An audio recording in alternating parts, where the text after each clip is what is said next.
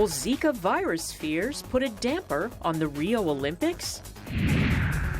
A young entrepreneur shares her passion for promoting the sustainability and vibrancy of the arts in Africa. And a new wave of American brides defy tradition on their big day. Africa 54 starts right now. Good evening, I'm Esther Guido-Ewart. This is Africa 54.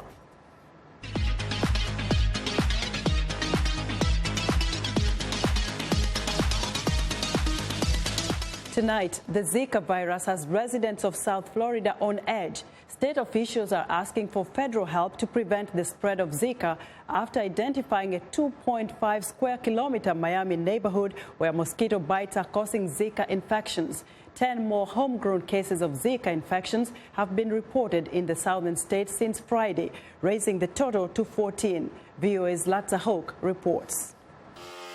Health responders are spraying the affected neighborhood, and officials are warning residents to apply protective measures. The biggest thing is no standing water, no standing water, and then no standing water, and then no standing water. Florida Governor Rick Scott said Monday that all but 2 cases are linked to Wynwood area north of downtown Miami. The state has asked for federal help to fight the spread of the virus. Today we ask for the CDC emergency response team that will help with collection efforts, with lab, with mosquito control. The Centers for Disease Control has asked women who have visited the Wynwood neighborhood in recent weeks to avoid getting pregnant for at least 8 weeks.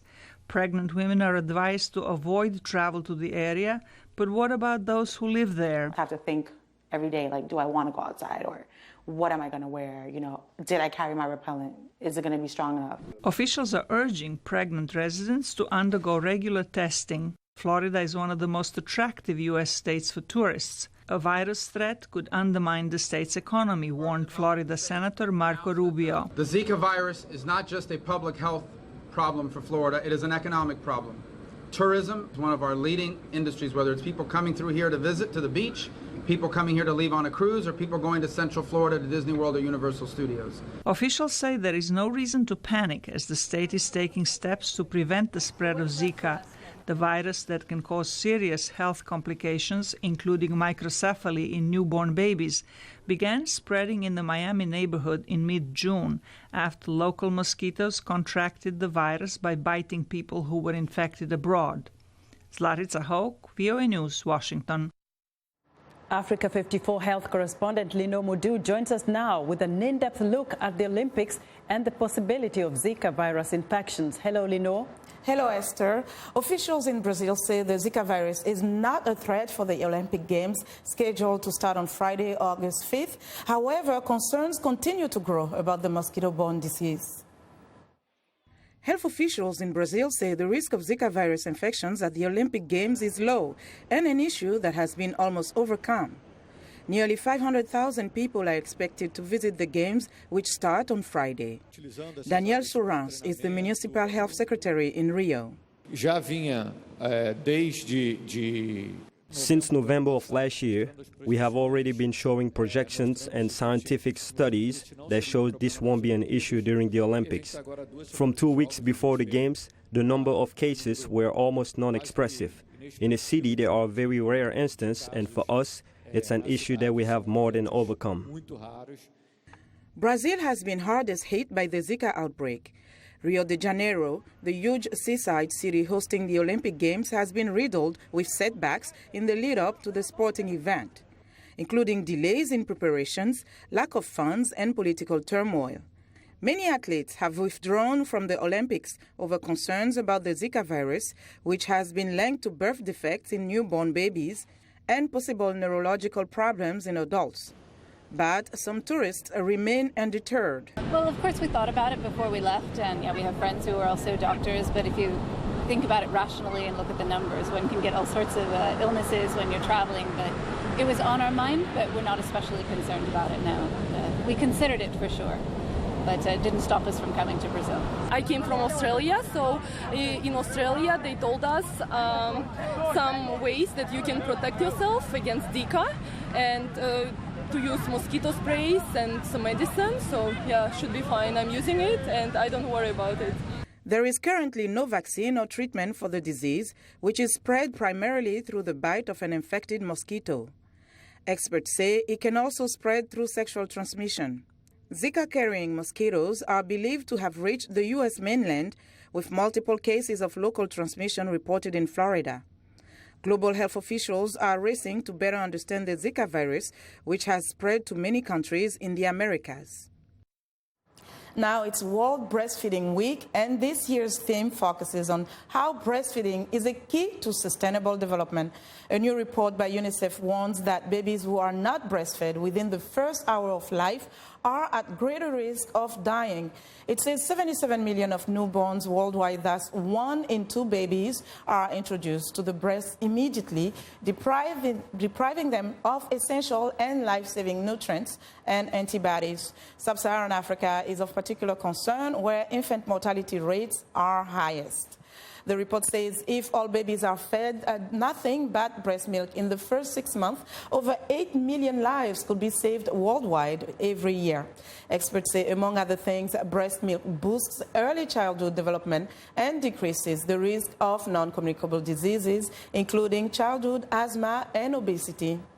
Now joining us to discuss the power of breastfeeding is Dr. Justine Kevley, nutrition expert with USAID's Maternal and Child Survival Program, PATH. Dr. Kevley, welcome to the program. Thanks so much. Nice to be here. Why is it so important for babies to be breastfed, especially in the first hour of life? Well, I think that breastfeeding is one of the keys to sustainable development.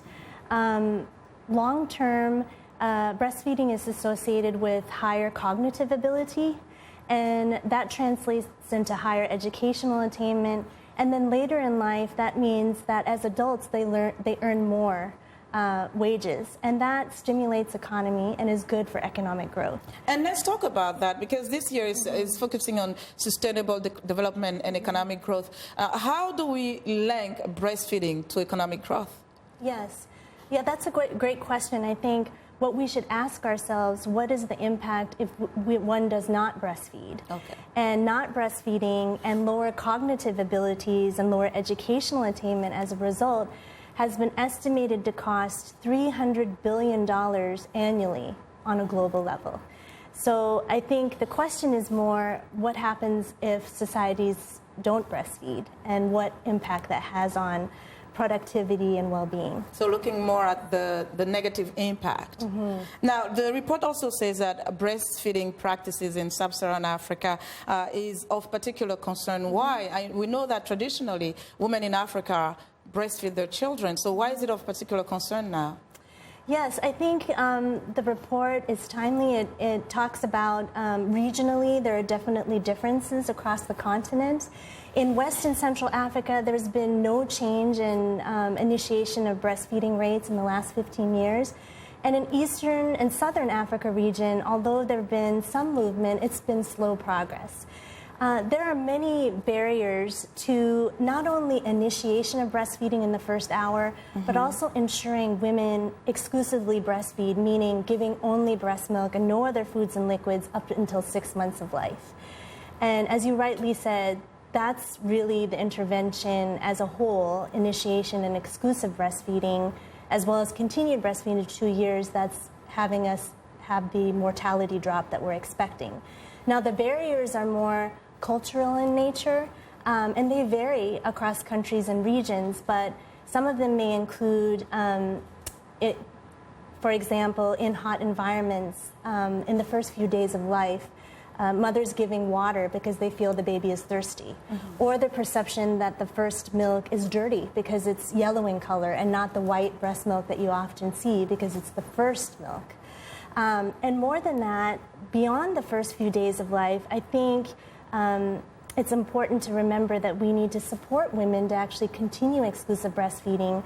And many women feel that their breast milk is inadequate in some way, either in quantity or in the quality. So if they feel that it's insufficient as nourishment, they wind up introducing other foods and liquids such as porridge or tea, and then the baby becomes full, and then they have less demand for breast milk, so then the breast milk supply diminishes. So quickly, I hate to interrupt, but we have to wrap up. But quickly, what about women that face health challenges and cannot breastfeed? I mean, breast formulas are the alternative, or does it mean that their children will not have a healthy life? Well, I think that in the work that we do, we want to support establishing breastfeeding and all the challenges that mothers have and may experience with either latching on and also continuing exclusive breastfeeding. So I think we want to listen to women to understand what problems they're facing, because some of those are actually solvable. Okay. And that so we can maintain exclusive breastfeeding not only for the health of the baby, but for the well-being of societies. Okay, well, thank you so much. Thank you so much. We appreciate your time here today. And that was Dr. Justine Kavli. She's a nutrition expert with USAID's Maternal and Child Health Survival Program, PATH. And that's our health report for today. To stay in touch for more, find me on Twitter @LenorMoudou. Back to you, Esther.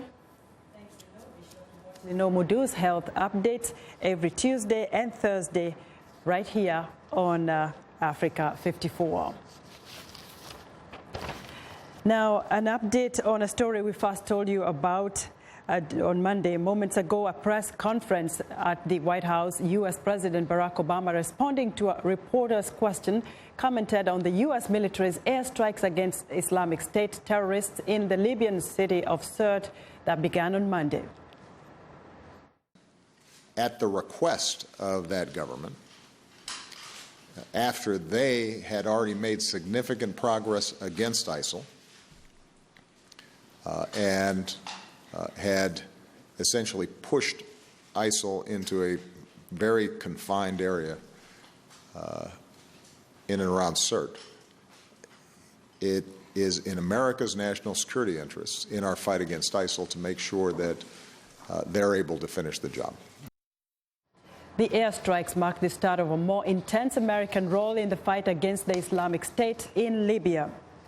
A group of girls in Ethiopia are using the power of radio to confront social and cultural barriers that make it difficult for girls to thrive. The radio show dubbed Yenya chronicles the story of 5 girls from different parts of the country who are now followed over by 5 million people on social media. VOA's Paul Ndiho has more. At a studio in Addis Ababa, the cast members of Yagna take their cues during a live recording. The fictional characters talk about social issues that affect girls in Ethiopia through talk shows, drama, and music. We reflect the challenges in the society and show possible solutions at the same time. That's why Yagna is popular. When you listen to Yagna drama, hear stories that exist in the society, and our music conveys a full message about a particular subject. The group was formed in 2013 by Girl Hub, a project of the Nike Foundation and other partners. It's made up of 5 characters who come from different backgrounds and various parts of Ethiopia. Most of the issues we raise are things that have existed in society as part of a culture for a long time, so it's a challenge. But when you present it as a drama and music, people are learning and getting entertained at the same time.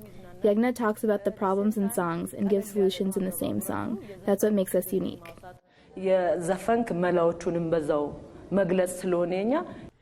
Child marriage, for example, is a major problem in Ethiopia, where 1 in 2 girls are brides by the age of 18, according to government data. Abusive practices include marriage by abduction and forced unions between cousins. Kedist Alim is a child protection specialist at UNICEF. The major challenge on ending child marriage and FGMC, especially on empowering girls and making sure that they have equal opportunities, relates to the societal norm which gives less value to women and girls and which restricts their scope to the household and to the household chores, to raising kids, instead of achieving all their potentials, getting the appropriate education and having the opportunities they should be getting equal to their boy and male counterparts. Ethiopia has shown a dramatic improvement in the number of girls enrolled in school in recent years. Girls' enrollment rose to 83% from 41% in recent years, according to African Child Policy Forum. The show broadcasts to more than 5 million people in Addis Ababa and the Amhara region. Many listeners say it has had an impact on their lives. Martha Tesfaye and Netset Teshomi are high school friends who usually listen to the show after attending Sunday service. Yes, I do follow Yagna program because it is very informative, entertaining, and it teaches girls how they should be strong and that we are capable of realizing our dreams. I learned from them that if we ever face a problem, that we should clearly inform our parents and we should have someone who we can be able to talk about everything with. UN Women says girls and women in Ethiopia are at a disadvantage compared to the boys and men in several areas, including literacy, health, livelihoods, and basic human rights. They also suffer from low status in their society and lack of social support networks. Paul Ndiho, VOA News, Washington. We want to know what you think about Africa 54 and the stories we cover. Join the conversation on Facebook. The address is Africa54, and check out our headlines 24/7 on voaafrica.com. Coming up, a young entrepreneur celebrates the continent's rich culture. Stay with us.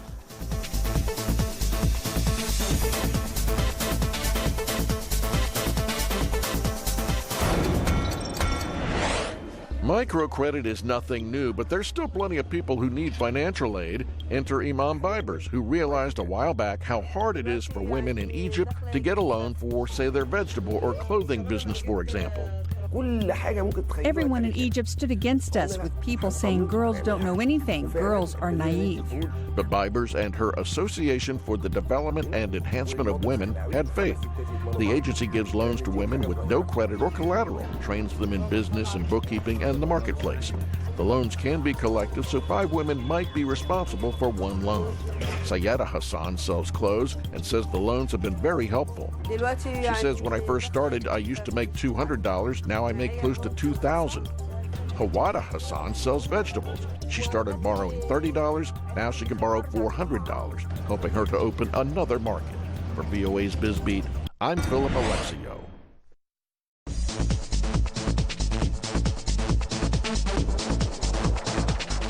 The 3-day 2016 Mandela Washington Fellows Summit is underway here in Washington, and we want to introduce you to a cultural activist who wants to transform Africa through the power of art. VOA's Issa Lee Jacobson caught up with Melissa Rodriguez in Cape Town, South Africa, where she runs her management consultancy focusing on African cultural industries.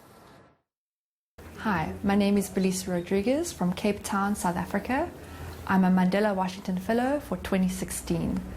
I'll be going to Dartmouth College, undertaking the business and entrepreneurship track, and then I'll be placed in a work placement at a company called Echoing Green in New York City. After my finance degree, I realized that I needed to upskill myself, so I started to study marketing as well as an MBA at the Graduate School of Business. And so marrying the business side with the art side is where I'd like to see the growth in my personal development. I've found a role for myself in building a business around the creative and cultural industries. It's called Bell & Company. It's a management consultancy focusing on how to use arts and culture to transform lives. How do we capacitate people, upskill people so that they can reach their full potential? There's so many opportunities out there for trade to happen between African countries. There's so many innovations across the continent. This piece, for example, is made out of bottle tops using different African materials, and this is from Mozambique. I think there is a lot of potential for people to be able to enrich their lives through arts and culture. This piece is a Kenyan artist. His name is Michael Soy, and he speaks about social issues as it relates to women. And he's a very interesting artist, and he's gaining a lot of international recognition right now, and I happen to have a small piece of Kenya with me today. When I was in Senegal, I visited an artist village. This particular artist was preparing for the Dakar Biennale, and he uses recycled materials, and this is how he makes his living. The opportunities are there. So what I'd like to do is really help artists from different backgrounds, disadvantaged backgrounds, to be able to access these opportunities, to give them the key to unlock that potential that exists inside of them. So artists need to become entrepreneurs or innovative enough in order to access new forms of income, to market their products better, to develop markets, to develop audiences, and to educate people around the power of arts and culture in society. Hi.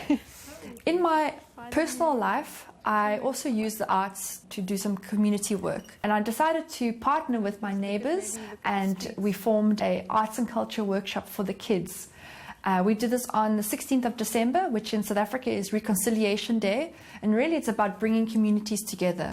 And we played games, and we made crowns, and we used glitter and paint. And all of this was donated by the surrounding community members.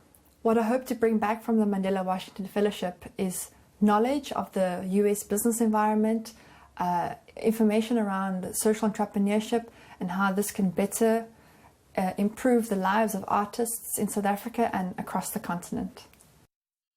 Sub-Saharan Africa accounts for 47% of out-of-school children worldwide. 54% of those children are girls. While there are various organizations attempting to combat this inequity, one group in particular, the African Women in Leadership Organization, is taking an alternative approach to provide girls with the support and encouragement they need to complete their education. VOA's Helena Meresa sat down with Elisha Atai, president and founder of the organization. Yeah, African Women in Leadership Organization, AWLO, is a gathering of women leaders across the continent of Africa. So it's the platform where we bring these women together, as an organization to see how we can, enhance the leadership qualities, how we can harness the potential that God has given to us, African women. So what inspired you to invest your time and energy into an organization that supports African women specifically? I've seen the potential that we have in our women leaders. I've seen the strong part of our women. I've also seen the little lapses that was existing then, which by the grace of God, we're deleting it gradually. And I felt, there's need for women to come together.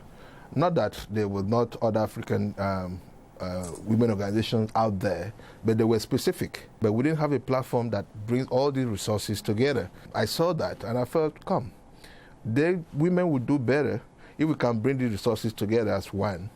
So what are some of the programs or the services specifically that you offer to support these women?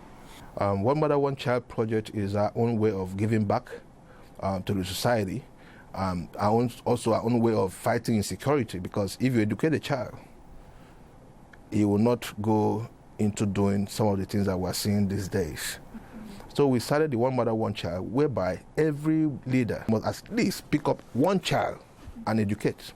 You must adopt one child to educate. It's one project that we do it with both boys and girls. And this year, Raising the Next Generation of Female Leaders is a special project that for the past 7 years conference that we've been doing, we never had a program for the young ones in terms of bringing the young ones to come interact with the adults. Yeah. This is the first time that it's going to happen, where we can bring them in and mentor them and have a special session where the adults that have made it in life share their story. How did they get there? So it's a mentorship program that we're running, and we started that project this year. There's an event happening in DC in a few weeks, the Global Summit.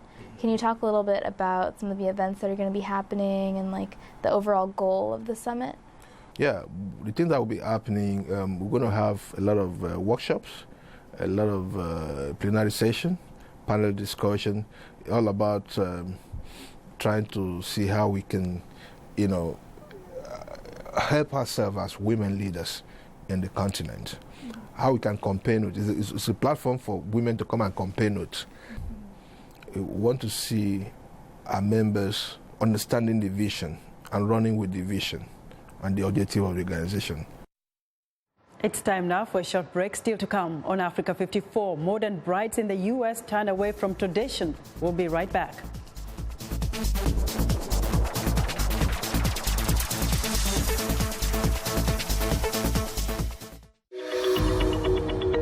Milar Sega. I'm the host of VOA's The Correspondents, a roundup of the world's top stories with analysis from our dedicated reporters. It's really a conversation the same way that you would bring a friend to your home and ask them what's going on. And our correspondents will do that and answer those questions through their own eyes. That appears a false choice in more ways than one. We can't actually put you there, but we can come pretty close. In 30 minutes, we'll show you the world.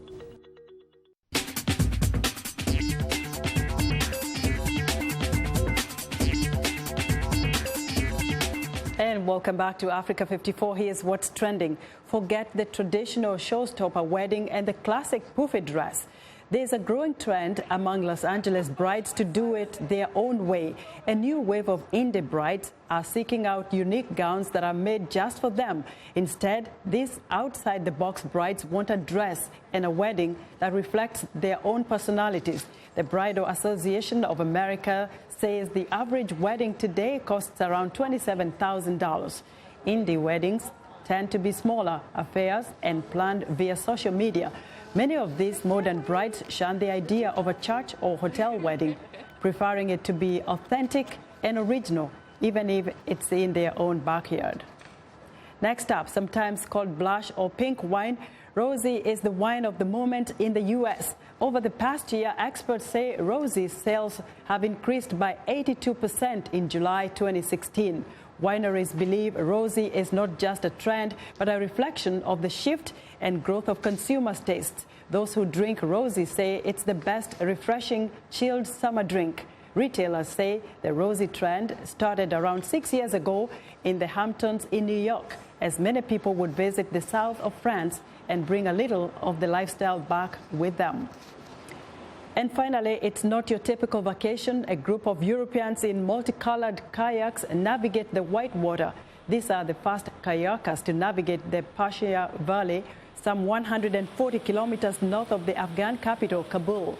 The Scottish thrill seekers say Afghanistan's 15-year violent insurgency was not going to put them off. The roads leading to the river are closed to outsiders who must register with security forces and explain the reason for their visit to gain access. And that's what's trending today.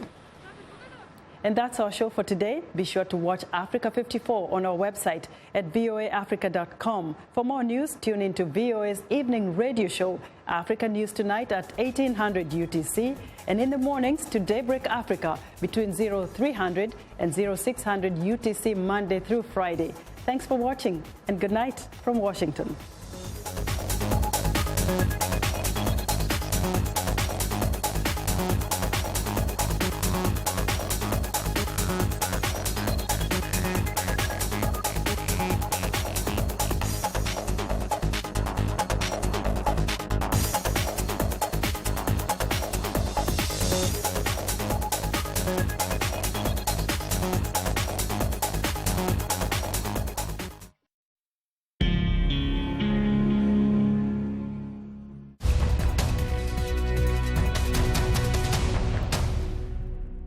Welcome to the Voice of America's Newswords.